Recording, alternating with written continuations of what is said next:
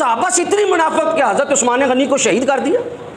تو یہ تو آج منافق کا پیدا ہونا، اور لوگوں نے تو ابو بکر، عمر، عثمان و علی سے بغض کیا ہے، تو امیر معاویہ سے بغض کرنے والا کوئی نیا کتا نہیں ہے۔ یہ کتے پہلے بھی تھے، یہ کتے آج بھی ہیں، اور ان کو ہم نہیں، رب نے کہا ان کی مثال کتے جیسی ہے، انہیں دھتکارو تو بھی بھونکتے ہیں، وہ جہنم کے کتے ہیں۔ حضور نے ان کو جہنم کہا۔ یہ تو اسی لیے صلی اللہ تعالیٰ علیہ وآلہ وسلم تشریف لائے لیکن جنازہ نہیں پڑھایا۔ صحابہ نے کہا حضور پہلے تو کبھی آپ نے ایسا نہیں کیا۔ فرمایا یہ عثمان سے بغض رکھتا تھا، رب سے ناراض ہے۔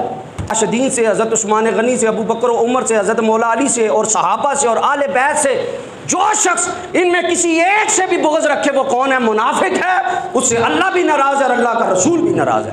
اس لیے ایسی بدبختی سے ہمیں ان سے محبت کرنے کا حکم دیا ہے، اور اللہ کے رسول نے اسی لیے لوگ باتیں گھاڑ لیتے ہیں، وہ رضینہ مدودی، اس نے فتنہ نیا کھینچا، مدودی، یہ محمد صاحب مرزا جیل میدہ استاد، تاریخ پڑھ پڑھ کے، اور مورخین نے خود لکھا ہے تاریخ جو ہے 95% جھوٹی ہوتی ہے۔ ساری تاریخ اور تحقیق اور محققین اور سیاست اور نظریات ایک طرف، اور میرے حضور نے فرما دیا میرے صحابہ کو برا بھلا نہ کہنا ایک طرف۔